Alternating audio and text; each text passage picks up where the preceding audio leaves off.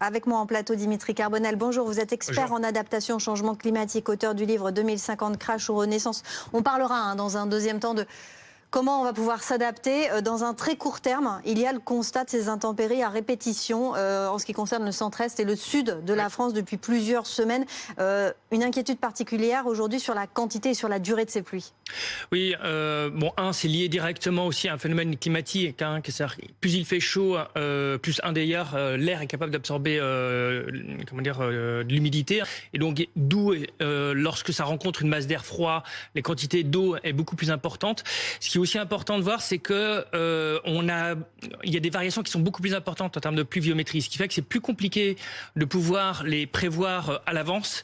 Et parfois, ça peut être très localisé, ce qui fait que ça a des impacts énormes dans certaines communes, alors que peut-être juste à côté, ça aura beaucoup moins d'impact. Mais en revanche, les personnes sont directement concernées. Vous êtes quand même étonné par l'ampleur du phénomène ces dernières semaines ou pas Malheureusement, non, en fait. C'est ça le pire, dans le sens où, c'est un phénomène qui va s'accroître de plus en plus. Bon, on aura l'occasion de reparler, mais c'est vrai que toutes les mesures d'adaptation par rapport à ça, d'atténuation aussi, sont essentielles, parce qu'il y aura de plus en plus de personnes qui vont être touchées par ça et qui, aujourd'hui, ne s'y attendent pas. Et Carbonel, expert en adaptation au changement climatique, auteur donc de ce livre 2050 Crash ou Renaissance. On voit la situation actuelle, ces épisodes qui se multiplient. Ça fait plusieurs semaines, quasiment depuis le mois de septembre, que chaque semaine il y a un épisode cévenol, méditerranéen, qui touche plus ou moins le Rhône ou plus ou moins le Sud-Est. Vous nous disiez tout à l'heure que vous n'étiez pas étonné.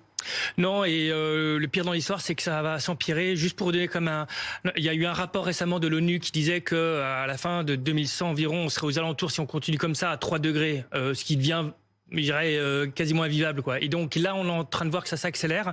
Donc ça signifie, on verra ensuite les annonces de Michel Barnier sur le plan d'adaptation, mais faut voir quels sont les investissements qui vont être mis pour réduire l'impact de ces inondations, parce que c'est autant d'éviter par la suite.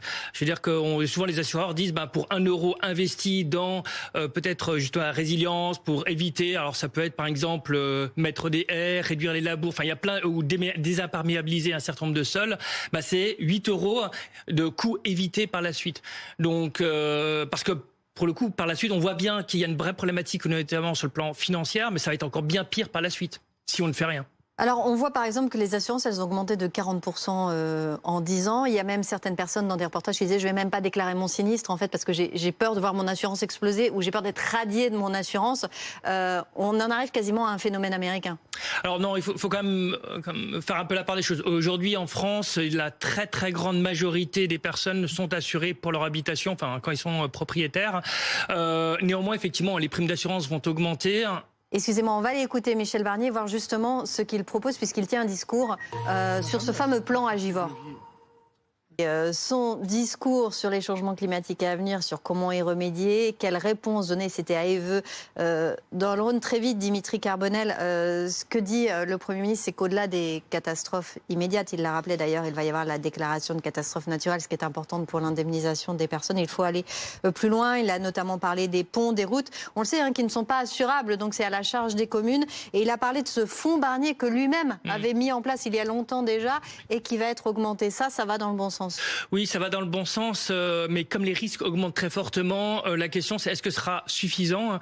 On le voit bien, je veux dire qu'en termes d'adaptation, on verra s'il y a des coupes budgétaires ou pas, justement sur le plan national d'adaptation au changement climatique. Et juste un petit point que je voulais mentionner, il y a notamment une réglementation qui s'appelle CSRD, je ne vais pas rentrer dans le détail, mais qui notamment, les entreprises, grâce à ça, font une analyse de leur vulnérabilité, quels sont les risques et les moyens effectivement de réduire leurs risques. Ils proposent de le postposer ou de le reporter. C'est une erreur, parce que justement, c'est en connaissant quels sont les risques qu'on peut justement s'y adapter. Et ça, c'est autant d'outils, et on voit qu'il essaye de ménager la chèvre, le chou, et je pense qu'il faut parfois choisir ses priorités. Et ici, le changement climatique, on voit que ça a des impacts directs, et il faut en tenir beaucoup plus compte. Éviter, ou en tout cas on pourrait éviter de refaire les mêmes erreurs que celles que l'on faisait précédemment. Il y a deux choses. Effectivement, il y a toute une partie prévention, diagnostic, où effectivement, lorsqu'on a l'information suffisamment tôt, typiquement, on peut l'imaginer sur les sites des collectivités, on peut faire un certain nombre de choses et prévenir les dégâts. Il y a une deuxième chose que peuvent faire notamment les habitants. Il existe déjà un certain nombre de dispositifs. Alors, il y a un acronyme qui s'appelle TACT de l'ADEME, mais ils peuvent aller voir leur maire et leur dire, écoutez, pour faire court, j'ai fait un lien sur X ou Twitter sur Dimitri Karbo, mais il y a un lien, ils vont dessus. Il explique comment on peut faire un diagnostic et toutes les informations pour améliorer ou réduire les risques en termes de changement climatique. Deuxième chose aussi, il y a ce qu'on appelle PNACC, qui est le plan national en fait d'adaptation au changement climatique, où il y a un certain nombre de mesures. Il y a notamment 100 collectivités en 2025 qui vont pouvoir être accompagnées par l'État, ce qu'on s'appelle mission adaptation. Et là-dessus aussi, les citoyens peuvent aller voir leur maire, leur dire écoutez, là on a des problèmes.